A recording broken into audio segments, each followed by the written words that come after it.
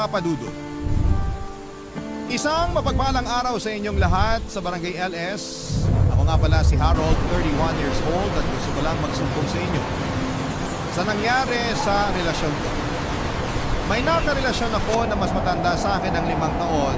Siya si Leia. Matagal ko ng crush si Leia bago ko pa siya ligawan. Naging magkakilala kami dahil sa dating pinagtatrabahuhan namin. Gusto ko na siyang ligawan, unang beses ko pa lamang siyang nakilala. Ang saya kasi niyang kasama, maganda rin siya at kalog talaga. Sa tuwing kasama ko siya, pakiramdam ko ay safe ako. Kakaiba siya sa lahat ng mga babaeng natipuhan ko noon, Papa Dudut. At kahit sabihin merong mas maganda sa kanya pero iba ang hatak niya. Marami nga rin nagkagusto sa kanya sa dating pinagtatrabahuhan namin. Hindi siya napapakante, yun ang problema ko. Kaya hindi ako makasingit na maligawan siya. Hindi siya nawawala ng karelasyon. Oras na malaman ng mga lalaking kakilala niya na single na siya ay biglang hahaba ang pila. Madalas ako ang huling nakakaalam na single siya kahit kami pa yung mas close sa isa't isa. Kaya madalas ako yung napag-iiwan. Saka natatakot din akong ligawan siya dahil baka i-reject niya ako. Lalo't 5 taon ang tanda niya sa akin. Gayunpaman kapag tadhana na gumawa ng paraan para mapansin ka ng taong gusto mo, wala na silang laban kahit sino pa ang iharap mo. Sa wakas, nung natapos na ang relasyon niya, ako naman ang unang nakaalam na single siya. Sinigawan ko siya at pinagbigyan niya ako. Maswerte pa nga dahil inaya niya akong mag-live-in dahil wala na rin siyang kasama sa apartment niya. Pumayag ako, Papa Dudut. Pagkakataon ka na yun para ipakita sa kanya na ako ang karapat-dapat para sa kanya.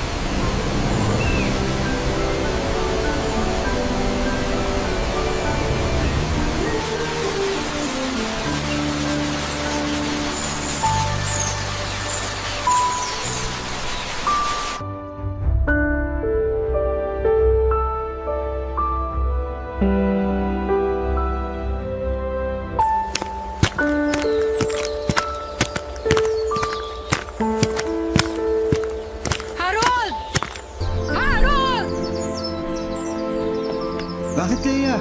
Ano yun? Kanina pa kita hinahanap. Ilang beses kitang tinatawagin sa messenger mo, hindi ka sumasagot. Nasa kwarto natin yung cellphone ko. Iniwan ko ron kasi binababad ko yung mga damit mo. Para mabilis ko na lang malaban mamaya pagkatapos kong mamalengke. Dapat kasi kahapon mo pa binabad yung damit ko eh. Ayan! Nagmamadali ka na naman sa mga gawaing bahay ngayon. Sorry na po. Kahapon kasi nilinisan ko yung kwarto natin. Isa pa yan! Dapat nung isang araw pa pa naglinis ang kwarto natin. Ilang beses ko nang sinabi sa'yo na hindi ko na gusto yung amoy ng kwarto. Pero hindi ka nakikinig. Sorry talaga. Pero ngayon malinis na. Nag-spray pa ako ng Fabcon sa kama natin para mabango. Sintu-sintu ka ba? Bakit ka nag-spray ng Fabcon sa kama? Paano kung mangati ako? Hindi na mauulit. Sinubukan ko lang naman. Gusto ko kasi yung amoy ng Fabcon. Parang laging galing laundry shop. Mabango. Hindi mo na naman ginagamit ang utak mo. Ginagamit lang ang Fabcon sa huling banlaw at hindi sa mga tuyong tela. Hindi na nga mauulit. Buti sinabi mo yan. Hindi ko rin naman alam. Palitan mo yung bedsheet. At yung pundo natin. Ha? Ngayon na! Lahat ng inisprayan mo ng Fabcon. Ayoko magpantal-pantal dahil sa katangahan mo. Masusunod, ma'am. Ma'am? Nanginginsulto ka ba? Uy, hindi ah. Ganyan lang ang tawag sa mga misis ng mga under desire na mister. Eh di nanginsulto ka nga. Feeling mo inaabiso kita? Ha? Ganun ba yon? Wala akong sinabing ganun. Biro lang naman yun. Sige, hindi na mauulit. Dami mo talagang kapalpakan. Inaayos ko naman po. Sabi ko wag mo lagyan ng okra yung pinakbit na pinaluto ko. Pero nilagyan mo pa rin. Alam mo naman ayoko ng okra. Hiniwalay ko naman yung okra bago ko hinain sa'yo. Gusto ko lang kasi ng okra sa pinakbit. Ako lang din naman ang kumain nun. Maski na! Inuutos ko sa'yo na huwag lagyan kasi ayoko ng okra. Hindi ka pa rin nakinig. Oo, tinanggal mo nga yung okra bago ihain sa akin. Pero nai-imagine ko pa rin na may okra yon. Hindi nakakatuwa. Nakakawalang ganang kumain. Sa susunod, makikinig na talaga ako sa'yo. Huling beses na yun, nalalagyan ko ng okra yung pinakbet. Huwag ka rin magkakamaling bumili ng okra at itambak sa kusina, ha? Iyahampas ko talaga yun sa mukha mo. Yes, boss! Boss! Joke lang po yun. Hindi mo ako bibinuin. Akala mo inaabuso kita? Okay, hindi na. Sorry. Hindi ka ba makinig? Balik mo na pasok sa utak mo! Aray! Huwag ka naman nangintok. Sakit ko rin yung braso ko. Ikaw talaga, iba ka kong maglambing. Tumatawa ka pa? Nakuha mo pa magbiro? Akala mo nakikipagbiroan ako sa'yo? Ha? Aray! Tama na! Hindi na ako makakapaglaban ng damit mo kung mamamaga tong braso ko sa kakasuntok mo. Baka patuloy ko pa yung braso mo sa pagbubuisit mo. Aray! Tama na, Leia! Tama na! Lagi mo na lang Please, ako tama ginagana. na! Sakit na eh! Aray! Leia! Tapusin mo yung labanan! Nakailang sundok si Leia sa akin sa braso at sigmura bago siya tumigil. Kung hindi siya napagod at kung hindi nanakit ang kanyang kamao, baka hindi niya ako tinigilan hanggat hindi niya ako nakikitang nagva-violet na ang aking balat. Nabigla ako doon, iyon ang unang beses na sinaktan niya ako. Dinaan ko na lamang sa biro pero nabigla talaga ako, Papa Dudut. Pagkatapos noon ay nagmadali na siyang lumabas ng bahay. Hindi nagpaalam kung saan siya pupunta. Galit pa rin siya. Siguro ay para magpakalma. Hindi ako kaagad nakabalik sa pag-aasikaso ng labahin ni Leia. Masakit pa rin kasi noon ang braso. Pinahiram ko na ng linimer para mawala kahit paano ang pananakit pero hindi yun umepekto. Napansin kong nagpapasa na ang braso. Hindi ko natuloy natapos pa ang mga gawaing bahay. Palaisipan pa rin sa akin kung bakit ganon ang inastan ni Leia sa akin. Yun ang unang beses na nakita ko siya na parang naging dragon.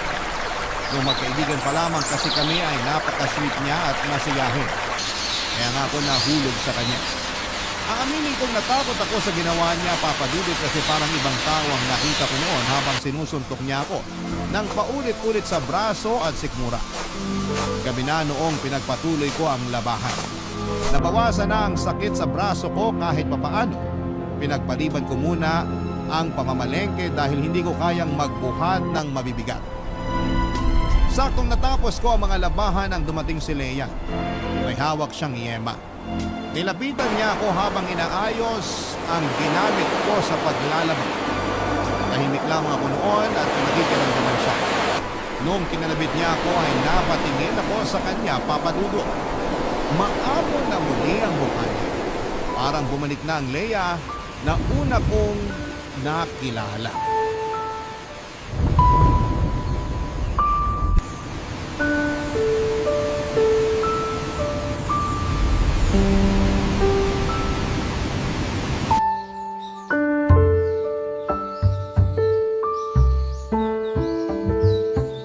Kumain ka na ba?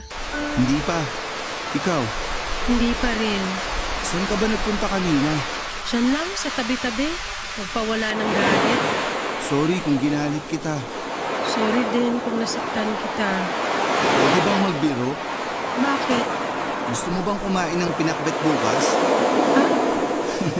Kasi kulay talong na tong braso ko. Isaog na lang natin. Paborito mo ang talong, di ba? Huwag ka na magbiro ng ganyan.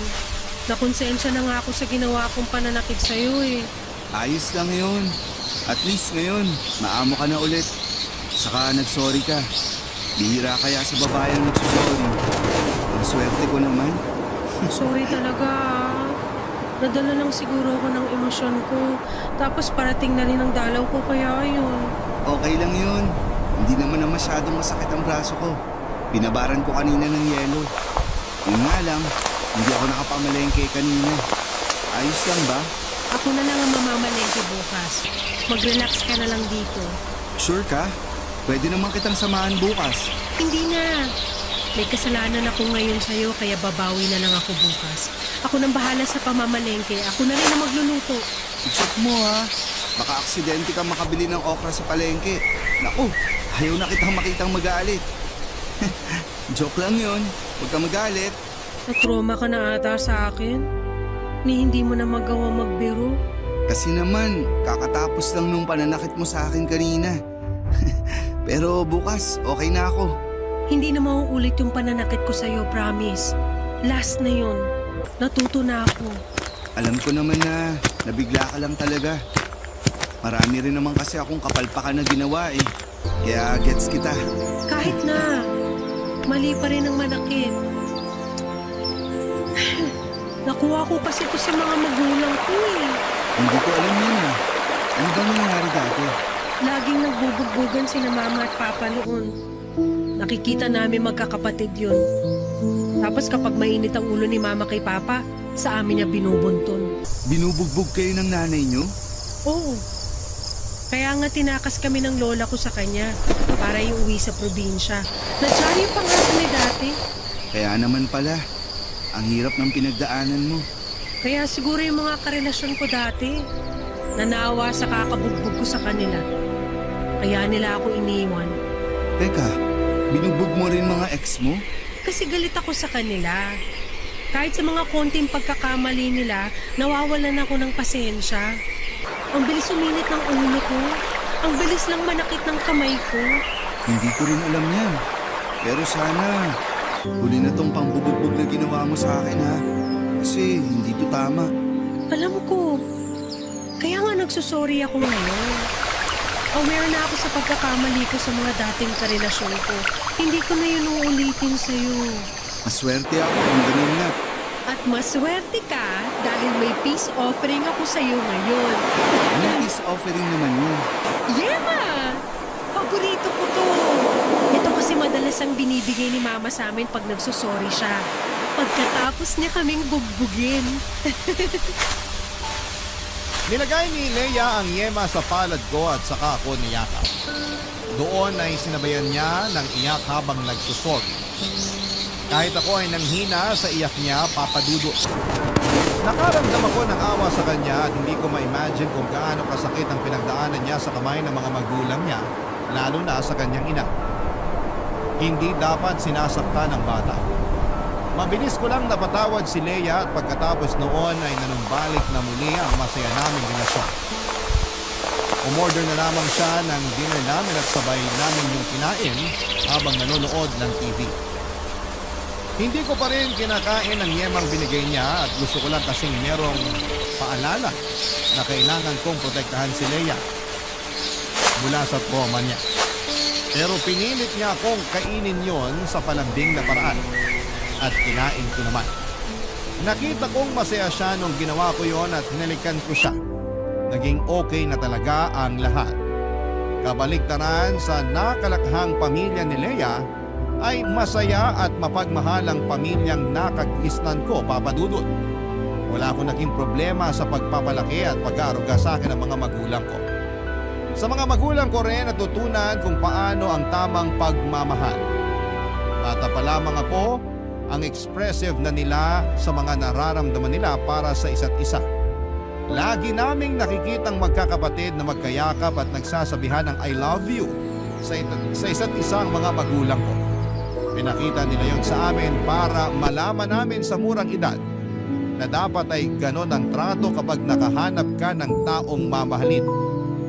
Nakita ko rin sa mga magulang ko kung paano nila suportahan ang isa't isa, papadudot, kahit may mga pagkakaiba sila at may mga pagsubok na pinagdaraanan.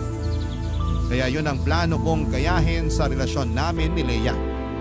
Ipapakita ko sa kanya kung paano ang tamang pagmamahal para tuluyan na niyang makalimutan ang kanyang masalimuot at nakakatakot na nakaraan noong bata pa lamang siya. Barangay Love Stories. Barangay Love Stories. Sa pagdaan ng mga araw, linggo at buwan ay hindi na naulit pa ang pananakit ni Leia sa akin. Marunong na siyang magpigil, papadudot. Nasiyahan ako roon lalo't binibida niya yon ang pinakamatagal na hindi siya nanakit ng karelasyon. Siyempre proud ako dahil nakatulong ako doon. Lagi ko kasing sinusunod ang mga sinasabi niya para hindi na siya magalit pa. Natuto na akong makinig ng mabuti. Aminado kasi ako noon na minsan o madalas ay hindi ako masyadong nakikinig lalo na kapag marami akong ibang iniisip. Pero dahil nga sa huling engkwentro namin ni Leia, natuto na ako doon, Papa Dudut. Alam kong kailangan ko lamang siyang pakinggan para hindi na maulit yon. Saka lagi ko siyang sinasabihan ng mga magagandang bagay tungkol sa kanya at feeling ko ay nakaapekto yon. Turo kasi ni nanay sa akin, lagi ko raw purihin ang mga babae sa mga magagandang nakikita ko sa kanila. Nakagaganda raw yon ang mood ng babae, lalo kung galing mismo sa puso ko. Yon ang tinandaan ko at yon ang ginawa ko. Nakatulong naman. Lagi nang masaya si Nea at parang nagbago ang aura niya. Mabilis na lumipas sa mga araw at sumapit na ang unang Pasko na magkasama kaming dalawa, Papa Dudut. Sa apartment lamang kami nag-celebrate ng Pasko para makatipid. Nagluto ako ng lumpia, spaghetti, chicken wings at macaroni salad.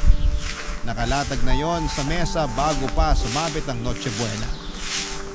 Habang hinihintay na mag-alas 12 ng hating gabi, tinawagan ko ang mga magulang at kapatid ko para batiin sila ng Merry Christmas.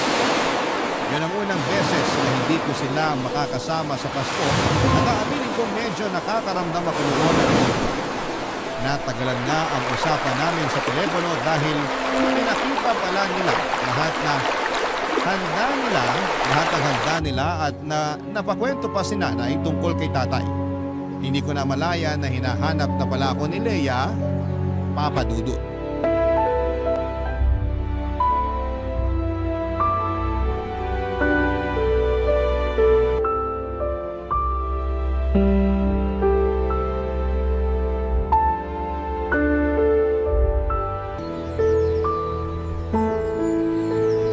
Hoy, Harold! Kanina pa kita tinatawag ah. Saan ka ba nagpunta? Kanina pa kita tinatawagan pero hindi ka makontak. Lumabas kasi ako. Pasensya na kung di ko nasagot mga tawag mo. Tinatawagan ko kasi si nanay. Eh, bakit hindi na lang dito sa loob ng bahay ka tumawag? Kanina pa kita hinahanap. Ang bagal kasi ng wifi natin. Ginamit ko na lang yung data ko. Sa labas malakas yung sagap ng internet. Kaya doon ko tinawagan si nanay. Ayun nga eh. Ipapaayos ko sana sa'yo tong wifi natin kasi hindi ako makakonek. Paano ako makakapag-post nito sa Facebook? May problema ata talaga sa internet ngayon. Nag-message na ako pero sabi, may naayos daw. Kaya baka mamayang madaling araw pa matatapos yung service maintenance nila. Kakabanas naman oh. Kung kailan naman Pasko. Ay! Makikonek ka na lang sa data ko. Marami pa naman to. Kaya mo na. Sure ka? Sabihin mo lang sa akin kapag kailangan mo na. Sino na naman ba yung tumatawag sa'yo sa messenger? Si ate. Teka, sagutin ko lang. Subukan mong lumabas ulit, tatamaan ka sa akin. Ha? Ilang oras mo nang kausap ang pamilya mo? Paano naman ako? Iiwan mo lang ako dito sa loob ng bahay? Saglit lang naman ito. Pag Noche Buena na, sa'yo na buo ang atensyon ko. Hindi. Mula sa oras na to, sa akin ang atensyon mo. Unang Pasko natin magkasama tapos babaliwalain mo lang ako. Eh di sana sumama na lang pala ako sa mga kaibigan ko para nag-inuman na lang kami. Sorry na. Unang Pasko rin kasi ito na hindi ko kasama ang pamilya ko. Sumasama ang loob mo. Gusto ko doon ka na lang sa kanila. Marami ka pa namang data, di ba? Pag-book ka na ng masasakyan at umuwi ka na lang doon. Iuwi mo na lang din lahat ng handa natin. Tutang wala na akong ganang kumain. Huwag naman ganyan. Gusto ko silang makasama. Pero gusto rin kitang kasama. Eh, sino bang mas gusto mo makasama sa amin ang pamilya mo? Andito ako ngayon. So malamang ikaw. Eh, pero patay naman ang kontak mo sa pamilya mo. Paano nagsisisi ka na magpapasko kang kasama ako? Hindi ah. Excited nga ako kasi ito ang unang Pasko natin na magkarelasyon. Huwag ka na magalit. Sige, bukas ko na lang kakausapin si ate. Nakakainis ka kasi. Imbis na mag-focus ka na lang sa akin. Hindi na po. Sa'yo na ang focus ko ngayon. Ano bang gusto mong gawin? Gusto ko, patayin mo yung cellphone mo para hindi na makatawag at makaistorbo sa iyong pamilya mo. O sige po, walang problema. Oh, ayan ha. Pinatay ko na. Kakainis ka. Sorry na po. Buo na ang atensyon ko sa'yo ngayon. Hindi na nga ako ako masaya sa mga niluto mong handa tapos bubusitin mo pa ako sa pagtawag mo sa pamilya mo. Ano bang problema sa niluto ko? Ang alat at ang saging ng lumpiang Shanghai. Yung spaghetti, mas anemic pa kaysa sa akin. Yung macaroni, in-overcook mo. Ha? Alam ko, sakto lang yung pagkakaluto ko. Baka nanginan lang masyado. Niyaan ko kasi nakabukas yung mga bintana. Puro ka talaga kapalpakan. Paskong Pasko pero umiinit ang ulo ko sa'yo. Wala pa namang alas 12. Mareremedyohan ko pa yan. Teka. Ang laki mong palpak! Palpak ka! Ay, Leia! Awat na! Huwag mo naman akong tansyakan! Aray! Maligayang Pasko sa'yo at sa kapalpakan mo!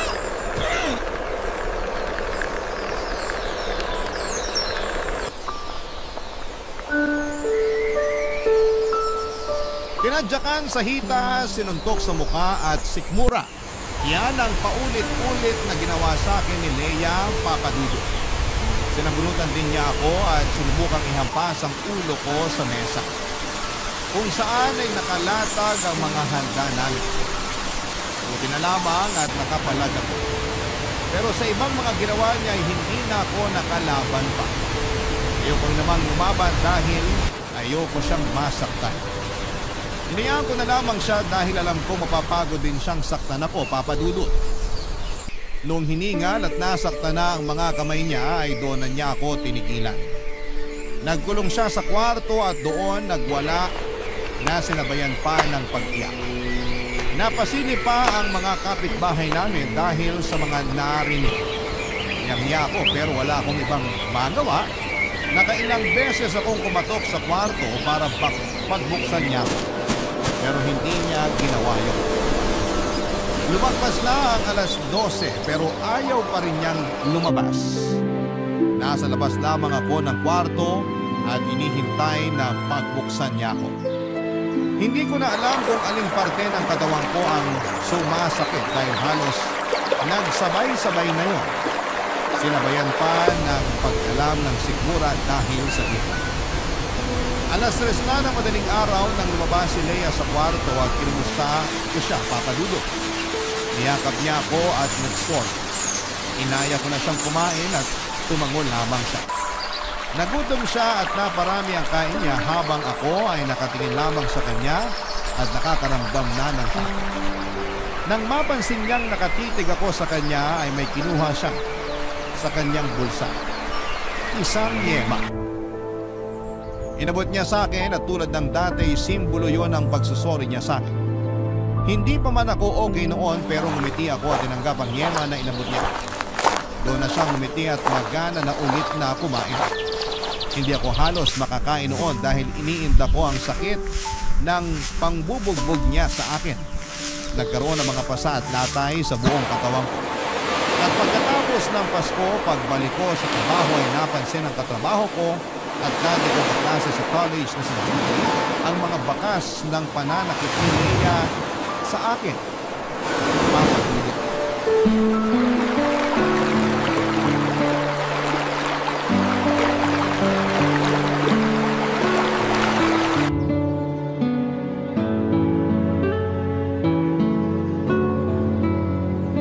Uy, Harold! Ayos ka lang? Oo naman. Merry Christmas pala. Naging merry ba talaga ang Christmas mo? Anong ibig mo sabihin? Ang fresh pa kasi ng mga galos mo. Halatang nung Noche Buena lang naganap yan. Ah, wala to.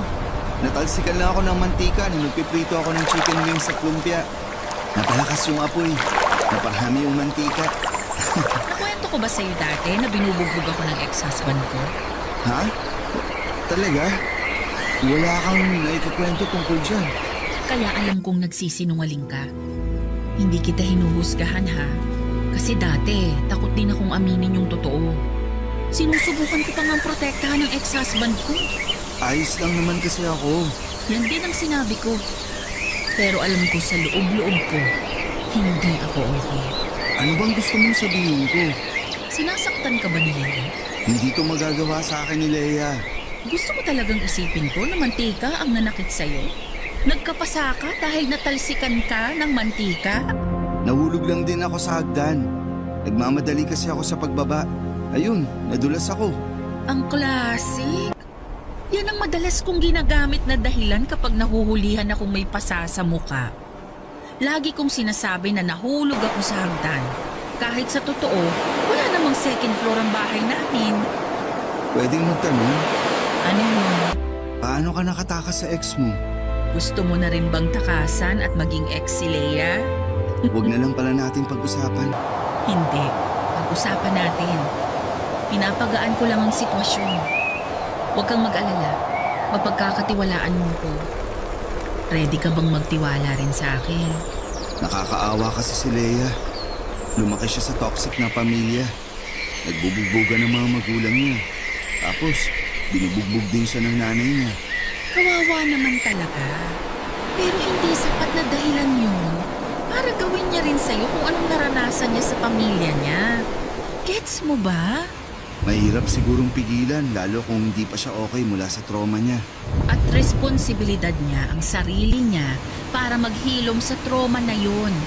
Hindi yung ipapasa niya sa'yo kung ano man ang nakasanayan niya noon. Alam ko naman. Akala ko kasi hindi na niya uulitin yung pananakit niya sa akin. So hindi ito ang unang beses na sinaktan ka niya? Pangalawa pa lang naman.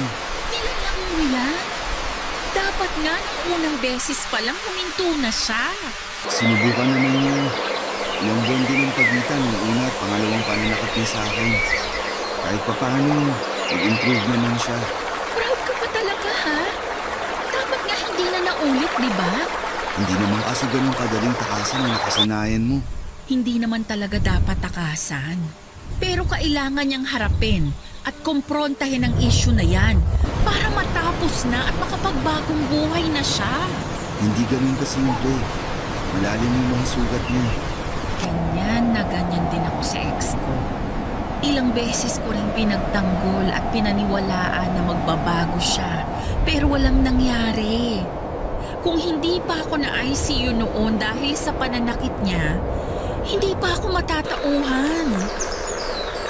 Harold, hindi na magbabago si Leia. Puro lang sorry ang matatanggap mo sa kanya. Pero hanggang doon na lang yun. Maniwala ka sa akin. Pinagdaanan ko yan. Walang pagbabago sa taong ayaw magbago. Hindi na ako nagsalita sa huling sinabi ni Julie, Papa Dudu. Alam ko may punto siya. Pinag-isipan ko yung buong araw habang nasa opisina. Wala na ba talagang pag-asa na magbago si Leia? Hahayaan ko na lang ba siyang saktan ako ng paulit-ulit hanggang sa sumuko na lamang ang katawan ko? Hindi ako mapakalit. Lagi na lang ako natatakot, pati ang pag-uwi sa apartment namin ay kinakabahan ako. Hindi ako makagalaw ng maayos kapag kasama ko si Leia. Pakiramdam ko anumang oras na may mapansin siyang mali ay aambahan na agad niya ako. Hindi na ako komportable sa feeling niya. Pero mahal ko siya. Lalo akong nanghihina sa tuwing iningitian niya ako at nilalambing. Parang nakakalimutan ko bigla lahat ng pananakit niya sa akin. Ganong kalakas ang karisma niya. Kaya niya akong mabawi sa tuwing nakagagawa siya ng mali. Halos ayoko nang umuwi noon ng apartment, Papa Dudu. Kapag nagme-message siya sa akin ay parang ayoko nang basahin yun. Alam kong nakakahalata na siya sa unti-unting paglayo. Hindi lang siya umiimik dahil ayaw niyang mabuksang muli ang topic tungkol sa ginawa niyang pananakit sa akin noong dumaan ang Pasko. Sinubukan naman niyang bumawi at naging mabait siya sa akin at dinoble pa ang lambing at pag-aasikaso niya. Hindi siya nagpakita ng galit sa akin o kahit kaunting inis. Kaya muli na naman akong tumiklop sa kanya, Papa Dudu. Nahuli na naman niya ang kahinaan ko. Kaya lang ang tanong na tumatakbo sa isip ko, hanggang kailan kami magiging masaya bago ang susunod na pananakit niya. Barangay Love Stories. Barangay Love Stories. Nagpaalam ako kay Leia na uuwi muna ako sa amin dahil nagkasakit si nanay. Masama ang loob niya pero pumayag siya. Alam kasi niyang may kasalanan pa siya sa akin at hindi siya pwedeng umangal dahil baka lalo lang lumayo ang loob ko sa kanya. Nagtanong lamang siya sa akin kung kailan ako uuwi at sinabi ko sa kanya na hindi ko pa alam. Dagdag ko pa basta kapag naging stable na ang pakiramdam ni nanay, uuwi rin ako. Nagtanong siya kung pwede ko raw ba siyang isama na lamang sa bahay ni nanay. Pero mabilis akong tumanggi. Na-offend ko siya dahil parang ayoko siyang kasama. Pero hindi naman kasi namin magawang mapag-usapan ang nangyaring pananakit niya sa akin. Kaya hindi ko magawang sabihin sa kanya na parang ko lamang din yun para makahinga sa relasyon namin. Gusto ko lang munang lumayo sa kanya kahit na ilang araw lang. Paglipas ng mga araw ay nag-a-update pa rin ako sa kanya kahit umuwi muna ako sa bahay ni nanay. Para hindi naman siya malungkot at mapranig. Baka hindi rin kasi lalo lang siyang magalit sa akin. Naging pasensyosa naman siya sa akin kahit ang tipid ko na mag-chat sa kanya papadudot. Nagpapakiramdaman talaga kaming dalawa at makalipas ang isang linggo ay gumaling na si nanay at umuwi na rin ako sa apartment namin ni Leia. Aminado naman akong na-miss ko rin siya kaya naisip kong umuwi na. Sinalubong niya ako ng isang mahigpit na yakap at binusog ako sa halik sa mukha ko. Gumaan kahit papaano ang pakiramdam ko. Nakapagluto na rin siya at pinagsaluhan namin yon. Marami siyang nakwento sa akin na nangyari sa kanya habang wala ako. Mukha siyang masaya. Masaya na rin ako pero hindi pa rin matanggal sa isipan ko na anumang oras ay pwede na naman siyang sumabog at mangbugbog, papadudot.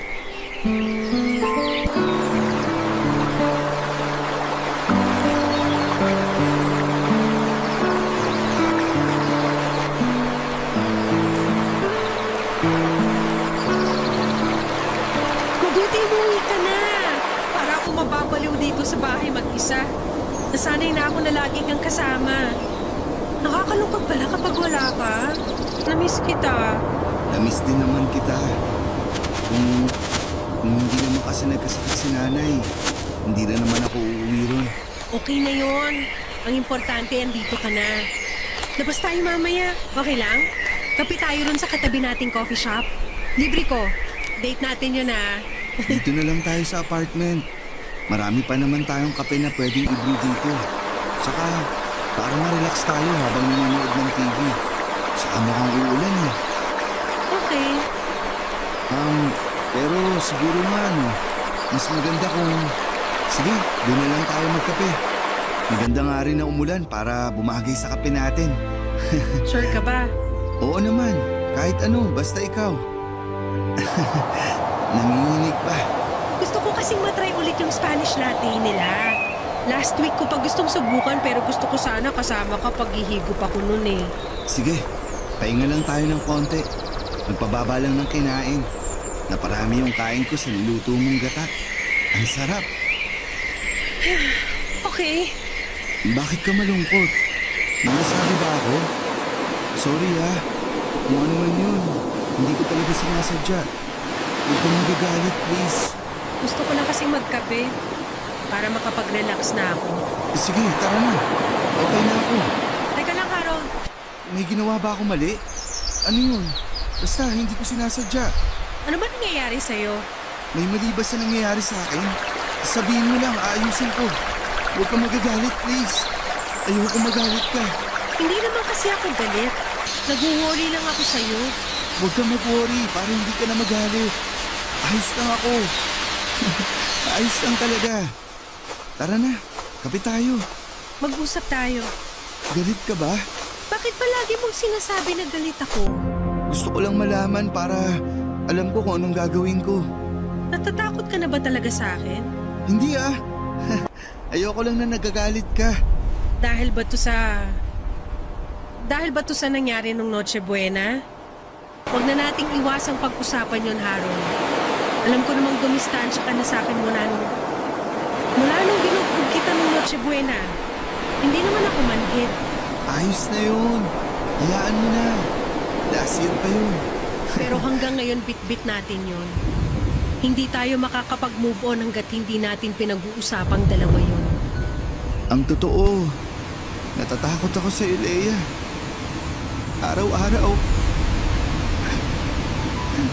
Lagi akong kinakabahan sa tuwing nakikita kita kasi baka may mapansin kang mali sa akin tapos magagalit ka.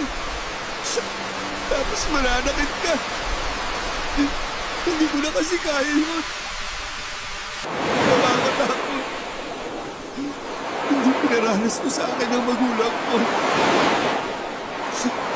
Pero bakit kailangan mong danasin yun sa'yo? Mahirap namang patawarin yung mga maliliit na pagkakamali ko.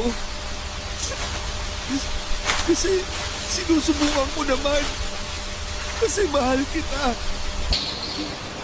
Pero minsan, ginagawa ko na lang lahat ng gusto mo kasi natatakot ako sa'yo. Di ba mali yun? Mali na ginagawa mo lang yung isang bagay kasi natatakot ka. Di ba dapat ginagawa mo yun kasi masaya ka? Sa unang pagkakataon ay hinayaan kong umagos ang sakit.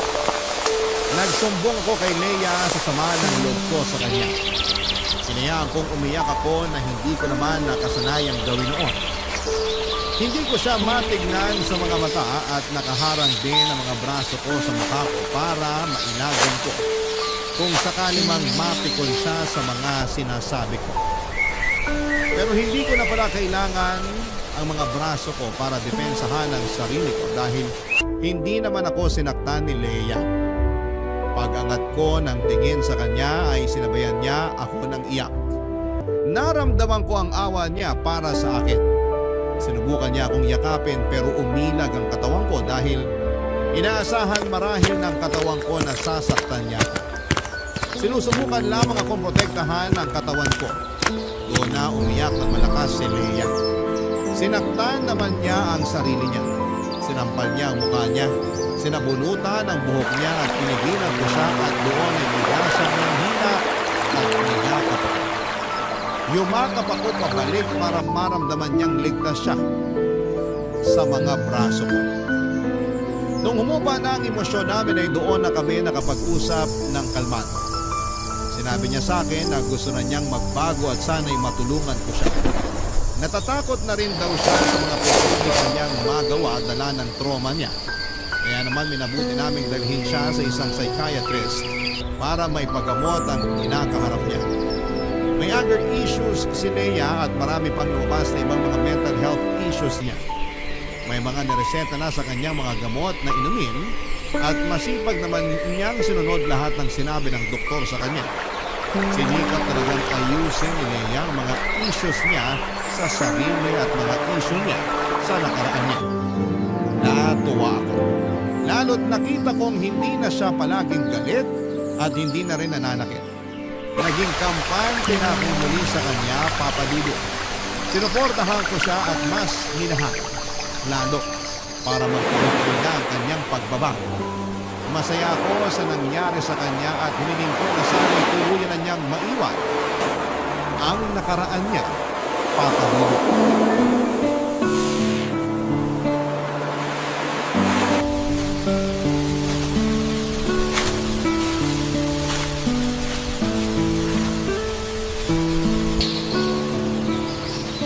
Napagod ako sa paglalakad natin kanina. Ginutom ako bigla. Ako rin. Feeling ko, kaya natin bumubos ng 2 rice cooker. Naman ang rice cooker o mismong rice cooker ang kakainin natin? Isama mo na yung cord ng rice cooker. Kaya ko yun ngatain. Teka, magsasaing na ako. Umupo ka muna. Mamili ka na ng mapapanood natin. Okay lang ba sa'yo na initin ko na lang yung natirang ulam kagabi? Oo, ayos lang. Bago mapanis. Para di masayang. Pakigawa na rin ako ng sausawan ha. Toyo na may maraming kalamansi at dinurog na siling labuyot. Love you! Harold, sa weekend ba okay lang kung pumunta tayo ng Zambales? Gusto ko kasi magdagat. Nako, hindi ako pwede sa weekend. Pupunta kami ni nanay sa Quezon. Gusto raw niyang mamasyal dun sa mga pinsan niya. Ah, ganun ba? Hindi ba pwedeng sa ibang weekend na lang kayo pumunta ng Quezon ng nanay mo?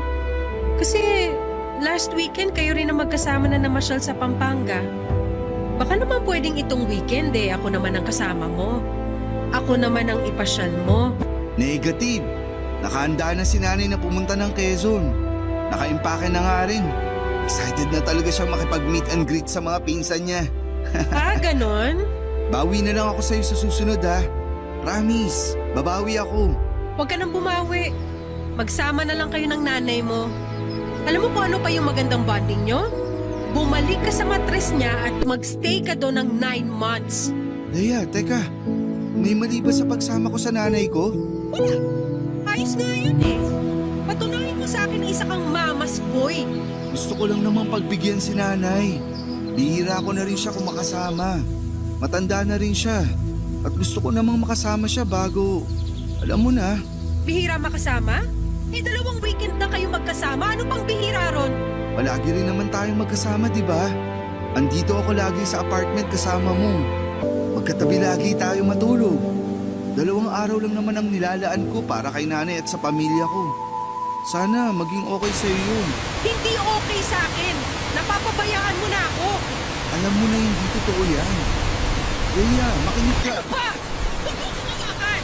Leia, kumalma ka. Pinabugbog mo hawakan Leia, sandali. Huwag mo na akong saktahan. Napag-usapan na natin to. Hindi ka naman hanakit, di ba? Pinabayaan mo ako. Galit ako sa'yo. Dapat ka na masaktan. Teka, Leia. Humiya ka na palagi. Hinga lang, Leia. Ako na laging uunahin mo. Kailangan na kayo. Hindi pala. Please. Hindi ka marunong tumapat ng pangako. Sinungaling.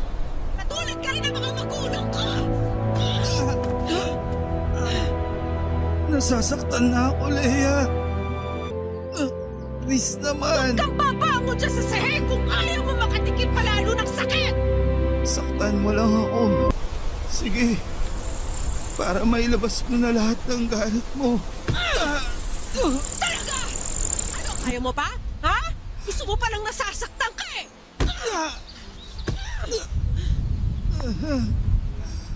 Tumigil ka lang kapag ayaw mo na. Hindi kita titigilan! Hindi kita titigilang saktan! Ano mo yan? Tapos na ba? Kasi nga na mag-aaral kung bakit ka nasaktan!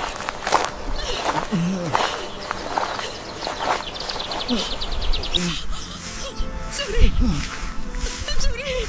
I'm sorry! Hindi ko sinasadya! Teka, kukunin ko yung yema sa ref.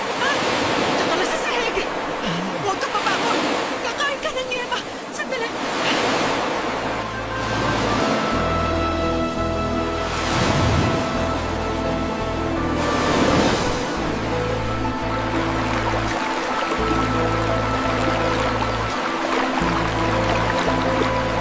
Tumakbo si Leia at iniwan ako para kunin ang yema sa ref. At tulad ng dati, iyon ang paraan niya para mag-sorry sa akin. Habang nasa kusina si Leia ay sinikap kong makatayo. Nilakad ko ng paika-ika ang daan papunta sa pintuan. Lumabas ako ng bahay at tinayaan kong nakabukas ang pintuan at saktong may dumaang taxi at agad ko yung pinara. Nagpahatid ako kina nanay at nabahala ang taxi driver sa akin dahil dumudugo ang ilong at labi ko.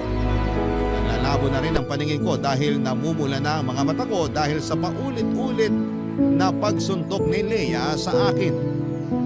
Nagsabi ang taxi driver na ihahatid na lamang niya ako sa ospital pero pinigilan ko siya.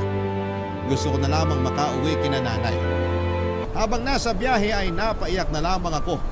Hindi dahil sa sakit ng pangbubugbog ni Leia sa akin, kundi dahil sa kasalanan ko mula sa kanya. Nakatakas na ako, Papa Dudo. Tulad ng pagtakas ni Julie sa kanyang dating asawa. Totoo pala ang sinabi niya. Hindi na magbabago ang mga katulad ni Leia. Maswerte akong nakayanan ko pang maglakad paalis sa apartment namin ni Leia. Hindi kagaya ni Julie na hindi na nakalakad paalis sa bahay nila ng dating asawa niya. Tanging ambulansya na lamang ang nagtakbo sa kanya papunta sa ospital. Pagkarating ko sa bahay, sinalubong ako ni Nan. Panayang-iyak niya sa nadatnan sa akin. Hindi siya nagtanong pero niyakap niya ako at sinabing hindi na siya papayag na mangyari ulit sa akin yon. Nakauwi na ako. Nakauwi na ako mula sa mga taong totoong nagmamahal sa akin. Sa ngayon naman, Papa Dudut, ay naghilom na ang mga pasako sa katawan pero patuloy pa rin akong naghihilom mula sa trauma na inabot ko mula kay Leia. Lagi po akong pinabangungot sa tuwing napapanaginipan ko kung paano akong saktan ni Leia noon. Aaminin kong nakaapekto ng malala ang ginawa ni Leia sa akin, sa aking pag-iisip at hirap akong makabangon dahil doon hanggang ngayon. Hindi rin nakatulong na patuloy siyang lumalapit sa akin para humingi ng kansa para magkabalikan kami. Lagi siyang may dalang yema para humingi ng sorry. Hindi ko yon tinanggap. Katulad ng hindi ko pagtanggap sa mga ginawa niya sa akin noon. Aaminin kong hindi ko pa siya napatawad pero aaminin kong may pagmamahal pa rin ako para sa kanya. Isang bagay lang ang alam kong kailangan kong tanggapin at aminin. Hindi na ako babalik sa kanya at hindi ko nahahayaang maulit pa ang dati. Hanggang dito na lamang po ang kwento tungkol sa bahaging ito ng buhay ko at sana ay nakapagbigay ako sa inyo ng aral kung sakali mang may mga kabarangay na parehas ko ang pinagdadaanan. Isang mahigpit na yakap sa inyong lahat na dumaan sa mapang-abusong relasyon. Hindi kayo nag-iisa. Huwag kayong matakot, mananalo rin tayo at makakawala. Maraming salamat muli sa lahat ng mga bumubuo ng Barangay Love Stories. Ang inyong kabarangay forever, Harold. Dear Papa Dudut, ako nga pala si Socorro, 45 years old, habang fresh pa sa utak ko. Ang mga nangyari sa buhay ko ay gusto ko lang sana itong ikwento sa inyo. Sana maintindihan ninyo ako. Nakipag-live-in ako sa kaedad kong si Willie. Nakasimula pa lang ng relasyon namin at wala pang isang buwan ay nagsama na kaming dalawa. Bitbit ko sa bahay ni Willie ang 18 anyos kong anak na dalaga na si Jovi. Maswerte akong pumayag si Willie na isama ang anak ko. Hindi lahat ng lalaki gustong magbitbit ng hindi niya bagahe. Una pa lang na binanggit ko si Jovi kay Willie ay hindi na ako nagkaroon ng problema para mapalapit ang loob ng anak ko sa kanya. Tinanggap niya si Jovi na para bang sarili niyang anak. Single si Willie noong nakilala ko at wala siyang naging asawa pero nagkaroon siya, Papa Dudut, ng mga karelasyon na mas bata sa kanya. Hindi niya nakasundo ang mga yon dahil marahil ng agwat sa edad. Kaya naman minabuti niyang doon na lamang sa kaedad niya sumubok. Ako ang nagkataon na napadpad sa kanyang daan habang naghahanap ng kaparehas. Maswerte akong masasabi, Papa Dudut, na napadaan siya sa landas ko. Dahil noong time na yon ay hindi ko na alam ang ginagawa ko sa buhay. Ang dati kong asawa at tatay ni Jovi ay hiniwalayan ko noong time na sinalba ko ni Winnie. Kaibigan ko pa lamang si Winnie noon at nasasabihan ko siya ng problema ko sa dati kong asawa. Kay Winnie ako madalas umiiyak na para bang siyang matalik kong kaibigan. Siguro doon ako na fall sa kanya, Papa Dudut. Ganon din siya sa akin. Doon na rin nagwakas ang pagmamahal at pasensya ko sa dati kong asawa. Dahil kay Willie ay nagkaroon ako ng lakas ng loob para iwanan ang mapang-abuso kong asawa. Inalala ko noong simula si Juby dahil baka ayaw niyang magkahiwalay kami ng tatay niya.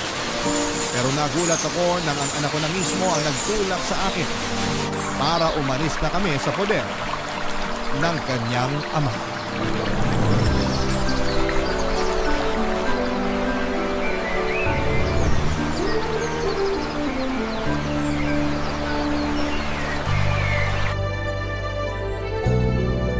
Ang ganda ng kwarto natin. At ang presko at ang lambot ng mga unan at kumot. Kanino mo pa sinasabi yan? Ako-conscious na yung una sa mga papuri mo.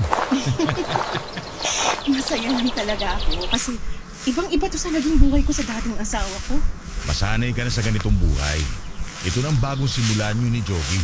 Hindi pa rin talaga ako makapaniwala na may sasaklolo sa akin mula sa asawa ko. Akala ko, habang buhay na akong makukulong at mabubulok sa piling niya. Nag-iibinig talaga ng Diyos ang dasal natin. Kaya nga abot langit ang pasasalamat ko sa Diyos dahil hinugot niya ako palayo sa asawa ko. Mabuti na lang talaga. Mabuti mo na lang. Mabuti na lang at pinag mo ako sa Facebook. Kung hindi mo ako kinaibigan, Anong kinaibigan? Itatama ko lang ha. Baka ibig mong sabihin kung hindi kita nilandi. basta nagsimula tayo sa friendship. Hindi pa naman ako interesado sa iyo nung una. Ouch naman.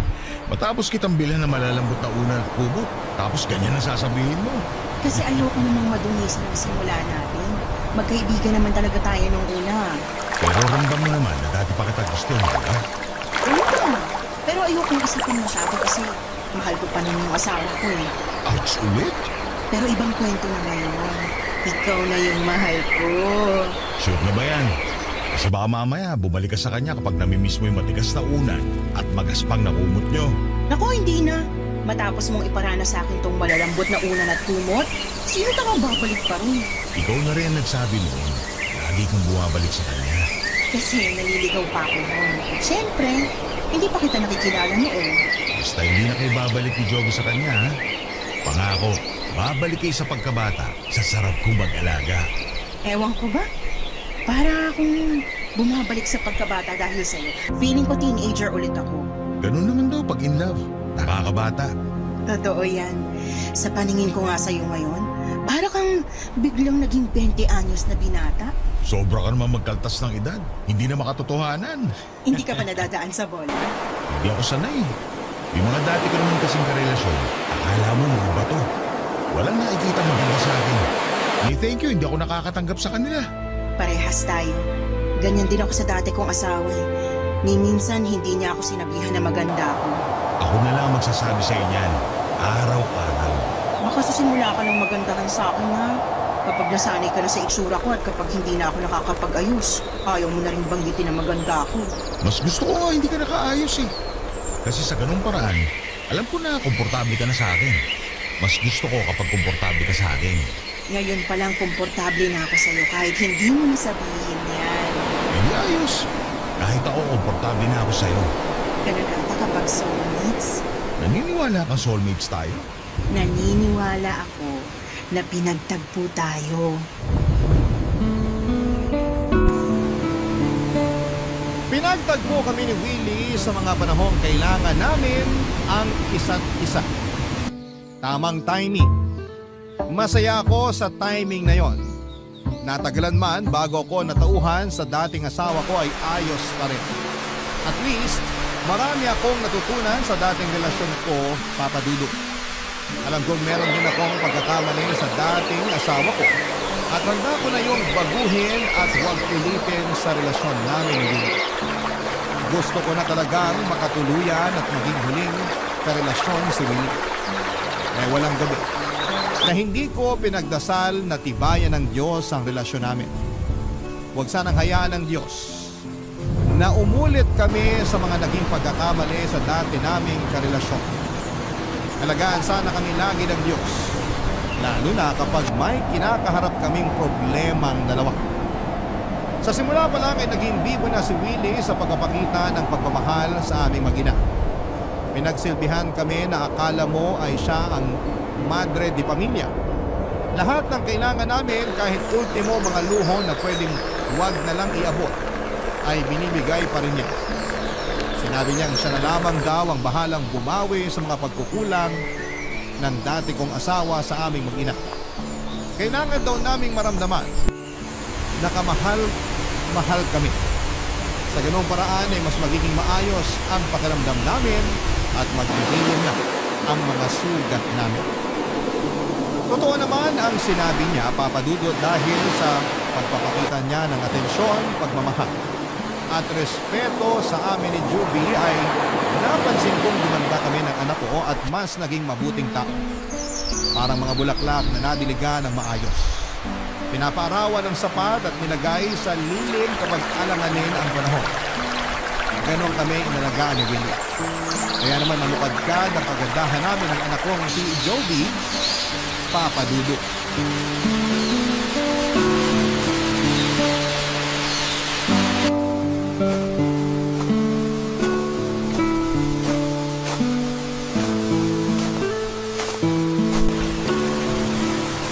Andito na ako.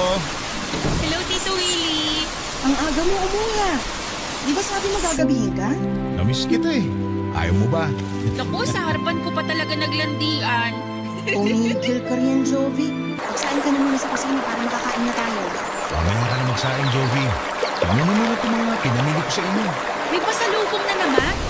Thank you talaga, Universe. At na-t-shirt ni Mama si Tito Willie.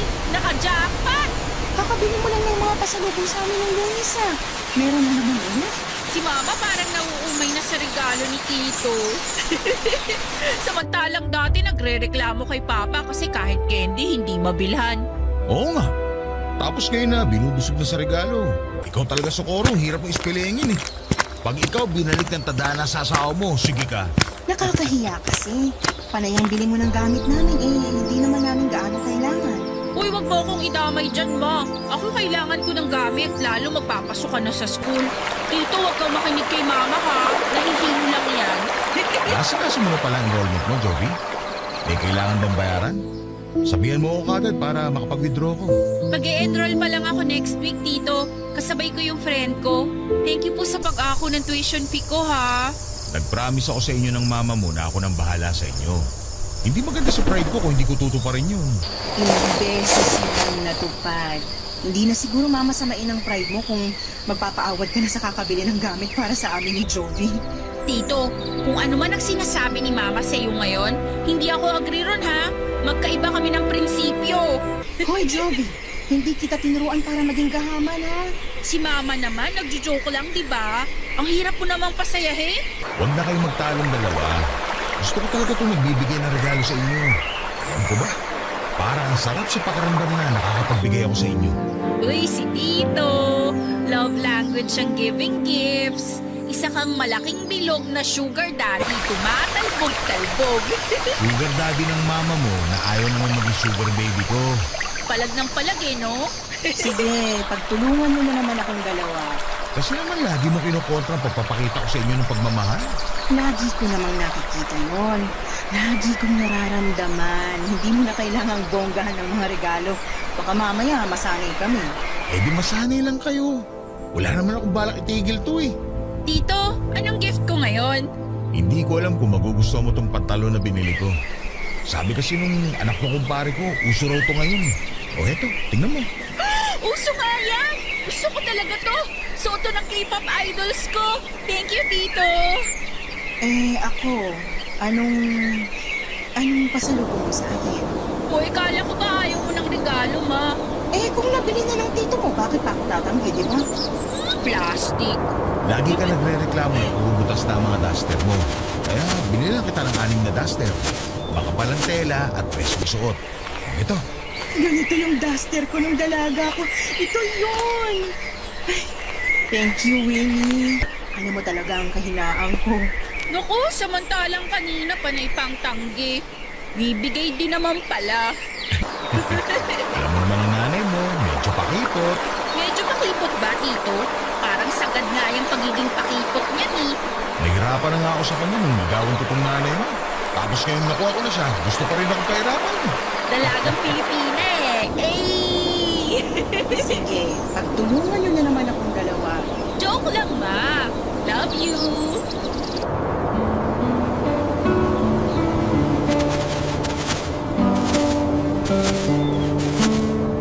Para akong nagkaroong muli ng panibagong pamilya. Para kaming isang buong pamilya ni na Jovi at Willie. Hindi ko ito naramdaman noon sa dati kong asawa. Parang kami lang ni Jovi ang pamilya. Akala ko ay hindi ko na mararanasan ang mga bagay nito. Pero heto at pinatunayan sa akin ng Diyos na posible pala ang mga pangarap ko. Pinupad ni Willie ang pangarap kong pamilya. Habang pinagmamasdan ko nga silang dalawa ni Jovi na nagkwekwentuhan tungkol sa mga pasalubong ni Willie, ay napapangiti na lamang ako. Halos hindi ko na matanggal ang ngiti sa labi ko. Sino ba namang hindi sasaya pag makita mong kasama at nasa isang bahay ang mga mahal mo sa buhay? Panay ang dasal ko na sana'y hindi na matapos ang kasiyahan ito. Alam kong hindi naman ako bibiguin ng Diyos dahil matagal din akong naghirap bago ko sinukuan ang sitwasyon na matagal na niyang gustong alisan. Araw-araw ay lagi akong binibigyan ng rason ni Billy para mahulog sa kanya. May oras na parang natatakot na ako dahil masyado ng malalim ang nararamdaman kong pagkakaba para sa kanya. Baka kasi biglang magbago siya o makahanap ng iba. Ganon ba talaga yun? Kapag galing ka sa maling tao at napunta sa tama ay lagi kang matatakot sa tuwing makakaramdam ka ng saya. Kasi ganoon minsan papadudot ang nararamdaman ko. Sinasabi ko ang worries ko kay Winnie at laging niya lamang akong niyayakap at hinahalikan. Patuloy niyang pinaparamdam sa akin na hindi ko na kailangang mamuhay sa nakaraan dahil kasama ko na siya sa kasalukuyan. At sa kasalukuyan ay payapa na ang lahat kasama siya. Naniwala ako sa kanya, Papa Dudut. Nagtiwala ako sa kanya ng sobra. Barangay Love Stories. Barangay Love Stories. Sa mga unang buwan ng pagsasama namin ni Willie ay nasanay na ako sa mga binibigay niyang regalo. Lagi siyang nagpapalit ng mga gamit sa bahay kahit na hindi naman sira. Basta makita niyang may bago at mas magandang gamit online ay bumibili kaagad siya. Napagsabihan ko na siya noon na maghinay-hinay sa pagbili lalo na kung hindi naman nagagamit sa araw-araw pero mapilit siya. Hindi ko naman na siya nilabanan pa dahil pera naman niya ang ginagastos. Sino ba naman ako para pigilan siya sa paggamit niya ng pera, hindi ba? Kung yun naman ang nagpapasaya sa kanya at nagbibigay sa kanya ng dahilan para lalong magsipag para kumita ng pera, ay sino ba naman ako para pigilan siya? Kaya lang makalipas pa ang ilang buwan ay napansin ko hindi na siya gaanong bumibili ng kahit na anong gamit o regalo para sa bahay at para sa aming mag-ina. Hindi naman sa hinahanap-hanap ko ang mga luho na inaabot niya. Kaya lang kasi papadudot ay nanibago ako. Ganon din si Juby. Pero hindi naman namin yon itinawid sa kaalaman ni Willie. Baka masaktan at ma-misinterpret niya ang pagtatanong namin. Sinabihan ko si Joby na huwag magbabanggit at sasabihin ang diretsahan kay Willie ang tungkol sa paghinto nito sa pagbibigay ng luho sa amin. Meron naman na kaming sapat na luho na ibinibigay niya noon. Hindi na kailangan maghangad pa ng sobra. Kaya lang may nangyari itong nakaraan para tuluyang sumabog si Willie. Hindi ko yon inasahan, Papa Dudut. Isang gabi ay umuwi siya ng late. Ako na lamang ang gising sa bahay at nakatulog na si Joby dahil maaga pa ang pasok niya kinabukasan. Hindi ako late matulog pero nagawa kong maghintay kay Willie dahil nababahala na ako sa dalas ng pag-uwi niya ng late, Papa Dudut.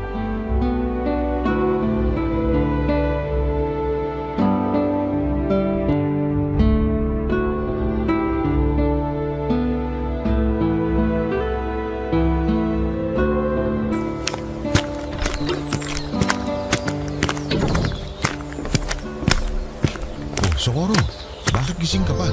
Hindi ako makatulog. Si Joby, nasaan? Kanina pa tulog. Sana sinabayan mo na lang ang anak mo na matulog. Hindi nga ako makatulog, kaya hinintay na lang kita. Sa susunod, huwag mo na akong hintayin. Mag-update na lang ako kapag gagabihin ako ng uwi. Sige, kumain ka na ba? Hindi pa nga eh. Anong ulam? Nagluto ako ng pusit. Ubusin mo na yon. Maraming pa bang kanin? Yung sinain ko hanggang bukas na lang ng umaga. Pero may bigas pa. Yun nga rin sana yung sasabihin ko sa'yo. Huling takal na yung bigas na isalain ko kanina. Ang bilis naman nating makaubos ng bigas. Pareho pa naman kayong mahinang kumain ng kanin ni Joby. Sakto lang ang pagkakaubos ng bigas. Natipid ko pa nga. Halos 3 buwan na kaya yung huling bili mo ng bigas. Bumili ka muna siguro sa tindahan ng per kilo. Ayaw mo ba ng isang sako na lang ulit? Mas makakamura tayo nun. Per kilo muna. Pag 3 araw muna siguro bilhin mo. Yung pinakamura na rin. Hindi naman ako maselan sa bigas. Sige. Papapain ko na lang yung pusit. Hindi na ako magkakanin. Para umabot hanggang tanghalian yung natitirang kanin. Ay, hindi. Kumain ka ng kanin. Ikaw tong mahilig sa kanin. Hindi naman nag-aalmusal madalas sa Jovi. Ako naman, sapat na yung kape. Sa'yo na lahat ng natitirang kanin. Mas kailangan mo yun kasi sa amin. Ikaw pa naman tong laging nasa labas para rumakit. Salamat sa gabi. May mga frozen food pa ba tayo? Hotdog na lang, tapos kalahating plastic ng tosino. Gusto mo bang ipagprito kita bukas para sa almusal mo? Hindi na. Ipirin mo na lang yan para may pagkain sa ibang araw. Mga dilata natin, kumusta naman? Ayos naman sila sa cabinet. Close na sila sa isa't isa. Hindi na sila namamahay. Pansamantala, dilata muna ang ulam natin. Lalo na kapag wala naman ako. Gawin mo na lang ng repolyo o kahit anong gulay para magmukha namang disente. Nakakapanibago naman. Ang alin? Naaalala ko lang dati, ayaw mong bumili ng delata. Sabi mo, hindi magandang kainin eh. Kaya lagi kang nagpapaluto sa akin ng mga fresh na karne at isda. Tapos, madalas gusto mo magpa-deliver na lang tayo ng pagkain. Napilit lang kitang bumili ng delata para kung sakaling magkaroon ng emergency, meron tayong mabubuksan. Hindi ka pa ba nagpapasalamat na mabubuksan mo na sa wakas yung mga dilata na pinaglalaban mo sa akin dati? Nabigla lang. Hindi ko naman inaasahan na gugustuhin mong mag-ulam ng delata. Masama ba kumain ng dilata? Oy, wala akong sinabing ganyan ha. Ang sinabi ko lang, nanibago lang ako.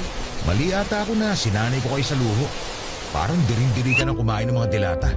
Baka pati sa bigas sumelan ka na rin. Hindi ako kailanman nandiri sa delata kahit ilang beses mo pa akong pinakain ng crispy pata at mamahaling putahe. Baka nakakalimutan mo, sinanay din ako dyan ng dati kong asawa. Bakit kailangan pang banggitin ang dati mong asawa? Sanay ka na nga yata sa luho. Hindi ko maintindihan bakit minamasama mo tong sinasabi ko sa'yo. Wala naman akong masamang intensyon. Nag-uusap lang tayo. Bakit biglang pumangit ang dating sa'yo? Kasi pagod na ako sa kakaharap ng pera. Tapos parang pinamumukha mo pa sa akin na wala akong kwentang padre di pamilya. Di kayo dilat at mumurahing bigas na ang kaya ko ibigay sa inyong mag-ina. Ganun ba yun, ha? Ganun ba yun? Di na ba uso magpasalamat at magpakita ng utang na loob? Naligaw na ako sa usapan. Ni minsan hindi ko naisip yung mga sinasabi mo. Ikaw lang ang nakakaramdam yan. Huwag mo na ako ipaganda na makakain niya yun. Alis mo na ako. Saan ka naman pupunta? Alanganin ang oras. Maghahanap ng karinderya. Huwag mo na ako hintayin. Matulog ka na. Nagulat talaga ako sa inasal ni Willie sa akin, Papa Dudut. Madabog niyang sinarado ang pintuan at nakatayo lamang ako noon at hindi ko alam kung paano tamang magre-react sa mga nangyari. Hanggang sa bigla na lamang nagising si Joby dahil sa pagkagulat sa kalabog ng pintuan. Sinamahan ako ni Joby at kinausap. Inanap niya si Willie. Sinabi ko sa kanya ang mga nangyari at maski si Joby ay nagulat sa ikinuwento ko sa kanya. Hindi naman kasi yon ugali ni Willie, Papa Dudut. Pero pinaniwalaan ako ng anak ko. Sinamahan pa niya ako para masiguradong ayos na ako. Nabigla kasi talaga ako. Sa inasal ni Willie ay parang may ana-ana sa ex-husband ko ang nag-flashback sa akin. Lalo tuloy kinabahan ang puso ko. Na mainit ang ulo niya at walang pera. Ayaw ko mag-overthink. Pero may problema nga kaya si Willie sa pera. Sinabi ko ang iniisip kong yon kay Joby, Papa Dudut at tumango lamang ang anak ko. Dati pa naman daw yon napapansin ni Joby kay Willie. Hindi niya lang daw magawang sabihin sa kanya lalo't inuunahan ko na siya na huwag punahin ang pagbabawas ni Willie ng pagbibigay ng regalo sa aming mag-ina. Nasabi ko na rin ang tungkol sa dilata at sa bigas. Doon na nga mas lalong nakumpirma na mukhang problemado sa pera si Willie. Pero bakit hindi siya naging honest at sabihin sa amin ang katotohanan? Handa naman kaming makinig. Lalo na ako. Wala akong alam sa mga pinagkukuhanan niya ng pera at hindi ko galing magtanong sa tao tungkol sa trabaho nila. Parang hindi yun komportable para sa akin. Kaya hindi ko alam kung paano ko maitatawid ng tulong at suporta para kay Willie. Gayong hindi ko naman alam ang eksakto na pinagkukuhanan niya ng pera. Isang araw ay mas lalong lumala ang lahat. Maagang umuwi si Willie sa bahay, balisa at tulad ng dati ay irritable din ni Papa Dudut.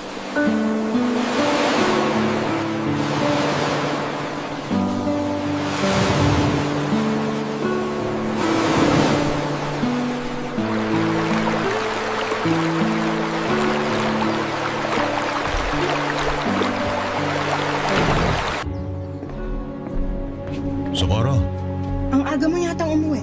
Kumain ka na? wala akong gana. Alis din ako kagad. May kailangan ba? May ipapaplansya ka bang damit? May naitabi ka pa ba sa mga perang binigay ko sa inyo ni Joey dati? Bakit? Sumagot ka na lang. Sumagot ka rin. Bakit kailangan ko sumagot? Kasi nagtatanong din ako. Pera ko naman yung binigay ko sa'yo. Sa inyong mag-ina. Sumbat ba yan? Kasi naman ang simple lang ng tanong ko, hindi pa magawa sagutin ng maayos. Maski naman ako maayos din ang tanong ko. Oo, alam ko pera mo yun at inabot mo sa akin. May karapatan ka ron. Yun naman pala eh. Nasaan na yung pera? Naitabi ko, huwag kang mag-alala. Nabawasan ko pero pinangbili ko naman ang kailangan natin dito sa bahay. Asa na nga yung natira? Dali na! Gusto pa ng pahirapan eh. Winnie, may problema ba? Wala magiging problema ko, ibibigay mo na lang sa akin yung pera ko. Alam ko pera mo yon. Pero sa pagkakatanda ko, sinabi mo na pera ko na yon. Ayaw mo ibalik sa akin yung pinaghirapan ko? Handa kong ibalik sa'yo kung sasabihin mo muna sa akin kung saan mo gagamitin yun. Bakit kailangan mo malaman? Bigyan mo rin naman ako ng karapatan na malaman bilang may bahay mo. Ipandadagdag ko sana pambili ng mga regalo ko sa inyo ni Jovi. Malapit na ang Pasko. Nasanay pa naman kayong laging nire-regaluhan.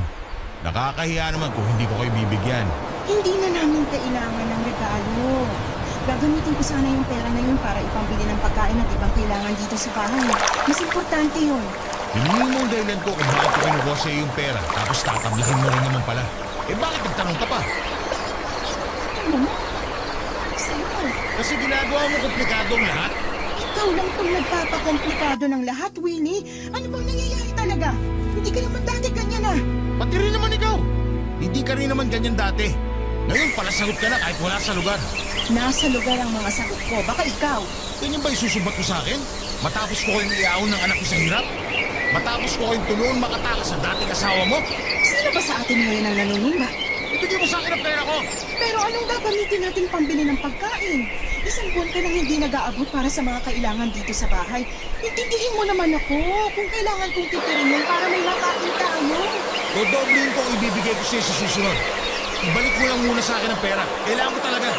Baka pwedeng kahit 1K lang ibigay ko sa'yo. Kunti na lang din ang natitira sa akin eh. Baka maubusan tayo kapag binigay ko sa'yo lahat. Masyado ang nega, kaya walang nangyayari sa buhay mo. Bakit ganyan ka magsalita? Kasi ayaw pa ibigay sa akin ang pera ko. Akin na! Hindi sa'yo yun! Hindi talaga ako makapaniwala sa inasta sa akin yung Willie, Papa Dudut. Nanlaki ang mga mata niya habang nakatitig sa akin at tila kinukumbinsi akong sumunod na lamang sa gusto niya. Hindi ako nagpatina. Nilabanan ko ang mga titig niya at hindi ko kayang ibigay sa kanyang lahat ng naipon kong pera. Alam kong galing yon sa kanya. Pero hindi maganda ang kutob ko sa pagdadalhan niya ng perang yon. Lalong hindi maganda ang kutob ko na maibabalik pa sa akin kahit kalahati noon. Pero wala akong nagawa nang tadyakan niya ang mesa sa sala. Binasag niya ang vase na nakatapon sa gilid ng sofa. Nagulat ako. Hindi naman niya ako sinaktan pero natakot ako sa mga ginawa niya. Pawisan na siya noon at nahahalata na ang galit. Kaya doon na ako gumigan. Nagtungo na ako sa kwarto para kunin ang pera pero nagtira ako ng 2,000 para may pangkain kami sa mga susunod na araw. Pagkatapos kong iabot sa kanya ang pera ay matalim pa rin ang tingin niya sa akin. Galit na galit ang mga mata niyang tinititigan ako sa huling pagkakataon bago lumabas ng bahay. Nagdabog siyang muli sa pagsarado ng pintuan. Minessage ko siya after an hour para sabihan sa kanya na hindi ako natuwa sa ipinakita niya sa akin pero hindi niya ako nireplyan. Hindi rin siya umuwi nung gabing yon, tanghali na kinabukasan nang umuwi siya. Tahimik na siya noon, Papa Dudut at hindi na galit. Pero halata sa mukha niya ang lungkot at problema. Hindi ko na siya kinausapan. Parehas kami kailangan magpalamig noon at nagkulong na lamang siya sa kwarto at hindi ko siya sinamahan doon. Noong kakain na ay pinatawag ko na lamang siya kay Jovi. Tahimik naming pinagsaluhan ng sardinas na hinaluan ng maraming tubig at repolyo. Hindi pa rin niya ako inimik at hindi rin niya inabot ang perang pinangakong ibabalik niya sa akin. Hindi ko naman na yon inaasahan pang ibabalik niya. Nakakasama lang ng loob na hindi siya papadudot marunong tumupad sa mga pangako niya. Barangay Love Stories. Barangay Love Stories. Hindi na nga binalik sa akin ni Willie ang perang kinuha niya.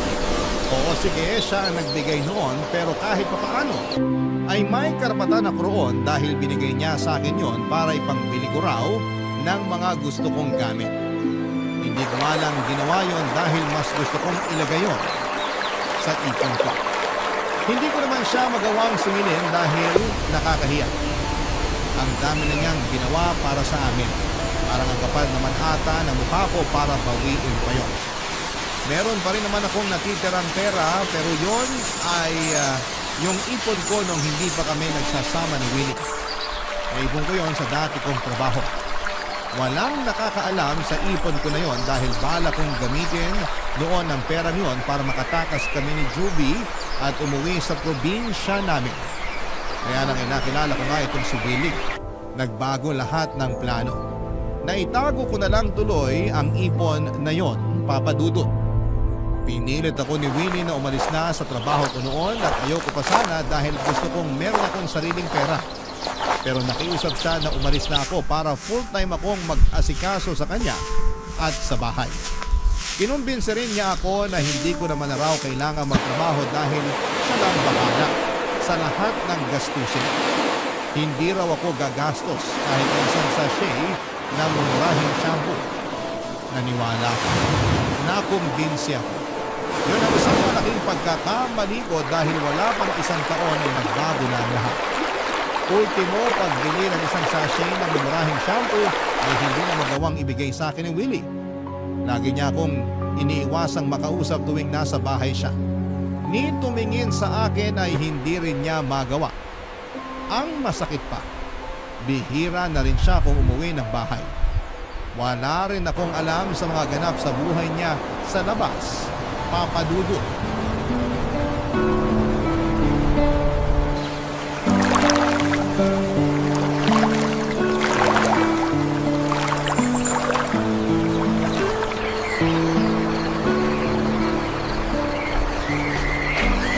Ma, busy ka? Nagbabudget lang ako para sa pagkain natin para sa linggong to. Bakit? Nakita kasi ako kanina nung may-ari ng tindahan sa kanto. Nagtatanong kung kailan daw natin babayaran yung bigas na inutang natin. Hindi pa ba dumaan doon ang Tito Willie mo?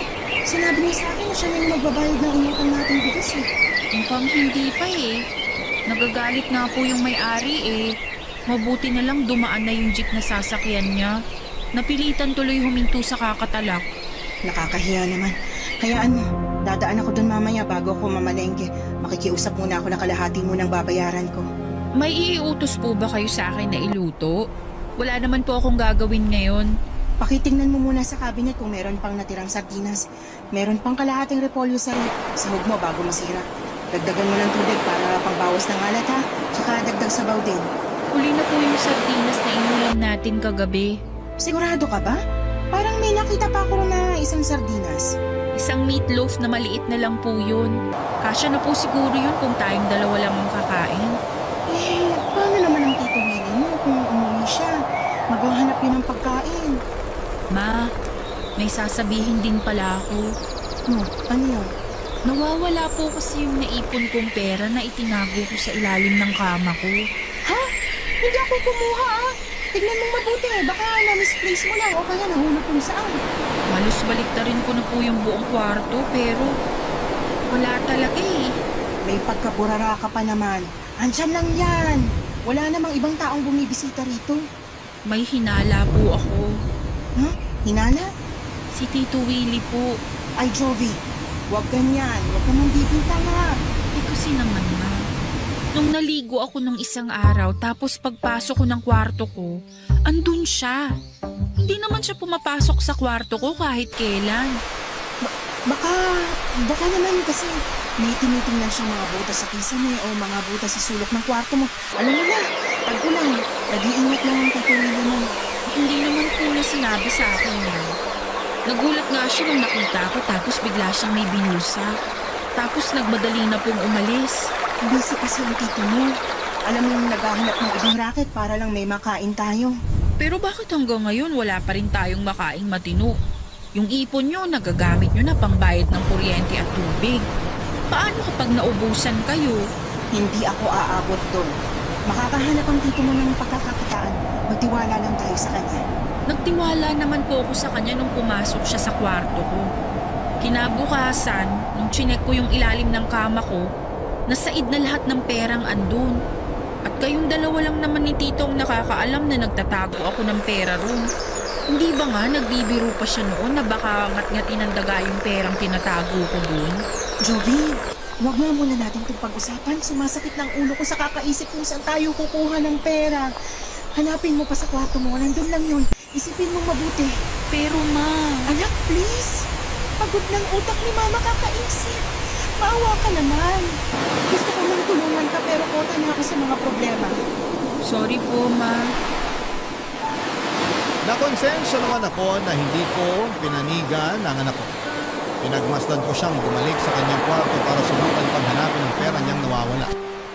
Pagkalabas niya ng kwarto ay halata pa rin ang lungkot. Halatang hindi nahanap ang pera niya. Hindi na lamang niya ako kinausap tungkol doon at nahiya na rin siya at baka mapagalitan kong muli. Nagluto lamang siya ng meatloaf at isinain ng huling takal ng bigas na mukhang kulang pa para sa aming dalawa.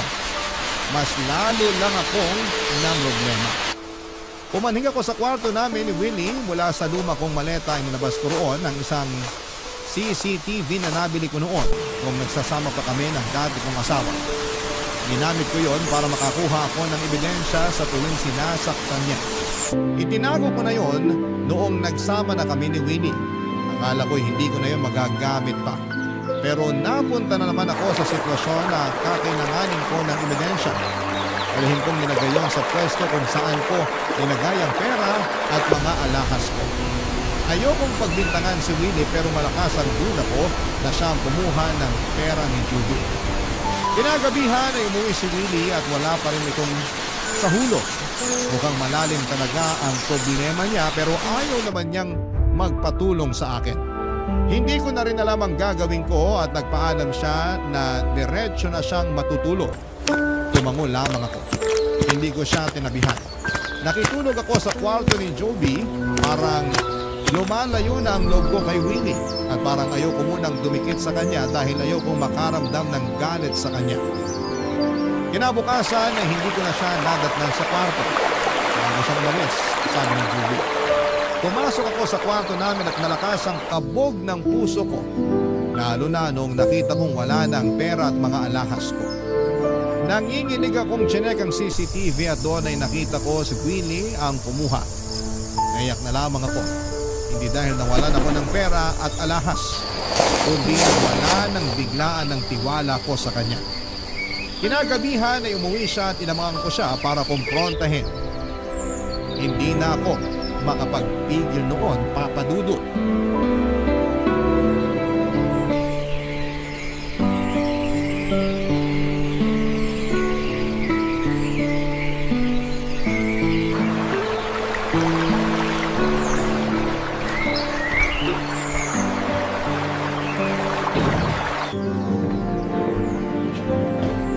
Bakit gising ka pa?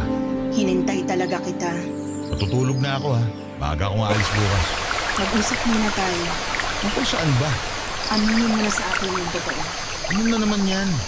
Wala ka na bang pera? Ang sakit man ng bintang mo. Alam mo bang hindi yan maganda sa pagdinig ng mga lalaki? Hindi naman kami bulag at manhid ni Jovi para makita yung pagbabago mo. Pati si Jovi, dinamay mo rito. Tatay lang turing niya sa'yo. Pati siya nakakaramdam na rin. Nag-aalala lang siya sa'yo. Wala kayong dapat ipag-alala. Ayos lang ako. Hindi yun ang nakikita ko. Hindi ka na nakakapag-abot para sa mga gastusin dito sa bahay. Lagi ka pang wala. Nagagalit na yung tindahan sa kanto dahil hindi tayo makabayad ng mga inuutang natin doon, Willie. Sabihin mo na lang yung totoo para Alam ko kung saan ako lulugar. Wala akong dapat sabihin sa'yo. Maayos naman ang lahat. Running ka lang dahil hindi na kita nagbibigyan ng luho katulad ng dati. Aba, matuto rin tayo magtipid. Mga mayayaman nga hindi nagay todo sa luho nila. Tayo pa kaya? Hindi na problema sa akin. Hindi mo ako mapagbigyan sa luho ko. Pero yung mga araw-araw na pangangailangan natin, ibang usapan na yun. Nangako ka magpo-provide ka sa amin ni Jovi sa lahat ng kailangan namin. Kaya nga napilit mo akong mag-resign sa trabaho ko kasi sabi mo good provider ka. Ikaw nang bahala sa lahat, di ba? Hindi ko na kailangan magpakapagod sa trabaho dahil kaya mong sustentuhan ng pangangailangan namin. Asa na yung hindi ka nagsabi sa akin nun? Hindi naman kasi araw-araw bumubuhos ang biyaya sa akin. Intindihin mo naman. Hindi mo naglalabas ng pera lahat ang butas ko sa katawan. Minsan nagigipit din ako. Kaya ba kinuha mong pera at alahas ko sa kwarto dahil gipit ka? Ibang klase ka rin naman pala mong bintang. Hindi ako magdanakaw. Hindi ako nang bibintang. Naglagay ako ng CCTV sa pwesto kung saan ko nilagay yung pera at alahas ko. Pwede ko ipakita sa'yo ngayon para hindi mo naman isipin na nang bibintang lang ako.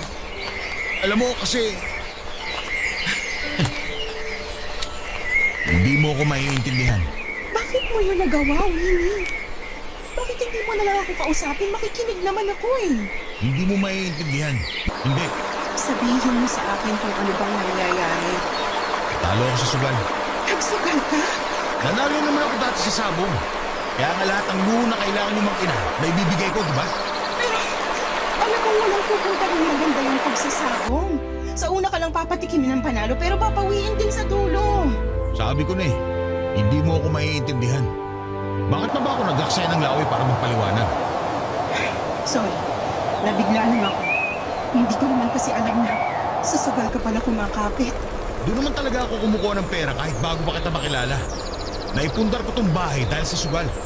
Ewan ko lang kung ano nangyari ngayon. Hindi ko na siguro swerte ang taon na to. Ihinto mo na yan, please. Aahon ka rin kahit hindi na magsugal. Magtutulungan tayo. Matutulungan mo ako? Oo naman, kahit ano. Baka may naitabi ka pang pera dyan. Hulipos na. Gusto kong mabawi yung mga natalo ko. Hindi kita matutulungan dyan. Ayaw na kitang bigyan ng pera para ipangsugal. Alam ko tutulungan mo ako. Pinasokoro. Nararamdaman kong ito na yun. Isang pusta pa. Sigurado ako na makakabawi ako. Hindi na ako uulit. Huli na to basta manalo. Hindi. Tumigil ka na sa sugal. Hindi ka mananalo dyan. Huwag kang nega. Nangangatin mo itong palad ko. Kasabihan ng mga matatanda na magkakapera daw pag ganito. Kaya ilapag mo na sa palad kong pera para makapusta na. Sige na. Alam ko na may naitatabi ka pa dyan. Huwag mo akong pagdamutan. Kinuha mo na lahat, Willie. Wala nang natira sa akin. Ano pang ibibigay ko sa'yo? Bisingin mo si Jovi. Baka may mga hindi pa ako nakuha sa ilalim ng kama niya. Ipaliwanag mo na lang sa kanya lahat. Ikaw din ang kumuha ng ipon ni Jovi sa ilalim ng kama? Hindi na mahalaga yun. Ang importante ngayon, magtiwala ka sa akin na may papanalo kung susunod na pusta ko. Nararamdaman ko talaga. Sa susunod na panalo ko, pupunta tayo sa Hong Kong. Ayaw mo ba nun? Hindi ako makapaniwala sa mga narinig kong sinabi ni Willie. Nakangiti pa siya sa akin pero kita sa kanyang mga mata ang pagod at pagkabahala. Alam kong pilit lamang niyang kinukumbinsi ang sarili niya na tama pa rin ang ginagawa niya. Lulong na po si Willie sa sabong at kita naman yon sa kanya. Pero hindi niya magawang tanggapin. Naiiyak na lamang ako noon habang pinipilit niyang tumawa para kumalma. Para na siyang nasisiraan ng bait. Lalo kung paano niya alugin ang balikat ko para pakinggan ko siya. Para bigyan ko siya ng pera. Panay din ang panginginig ng mga kamay niya. Pinagmamasdan ko lamang siya. Lalo na noong paikot-ikot na siya sa sala habang pinapaliwanag sa akin na sa susunod na pusta niya ay milyon na ang makukuha niya. Naniniwala siya roon at doon ako nababahala. Iba na ang tama ng sugal sa utak niya. Nagkunwari akong bibigyan siya ng pera at naniwala naman siya. Natuwa siya. Napalindag pa siya sa saya. Sinabi ko sa kanya na ibibigay ko yon kinabukasan basta matulog na lamang muna siya. Pumayag naman siya, Papa Dudo. Tumakbo na siya patungo sa kwarto namin at nagtalukbong. Pahuni-huni ng kanta at parang nagbiginam ng pera. Sinaiiyak na ako noon. Unti-unti ay parang pinakasan na si Willie ng bait at hindi ko napaghandaan yun. Kinabukasan ay ginising niya ako para kunin ang pera. Inabutan ko siya ng 100 piso at natuwa siya. Sabi niya ay magiging 100,000 raw yun. Lumabas siya ng bahay nang hindi man lang naligo o nagpalit man lang ng damit. Hinayaan ko siya. Alam kong delikado pero wala na rin akong lakas para pigilan siya. Mga kabarangay, patuloy pa rin po si Willie sa kanyang pagsusugal. May mga araw na matino siya pero mas madalas na parang nawawala na siya sa sarili niya. Ano ba may papayo ninyo sa sitwasyon namin ngayon? Kailangan ko na ba siyang iwan? O baka pwede pang magawa ng paraan? Sana ay matulungan ninyo ako. Isa ako sa mga masusugid ninyong tagapakinig at marami sa inyong mga kwentong napapanood ko sa YouTube ang nakakatulong sa akin. At sana sa pagkakataon ito, magawa niyo rin po akong tulungan sa personal na problemang aking kinakaharap. Maraming salamat po sa inyo, Papa Dudut, sa pagtampok sa aking kwento sa inyong programa. Ang inyong kapuso, Socorro.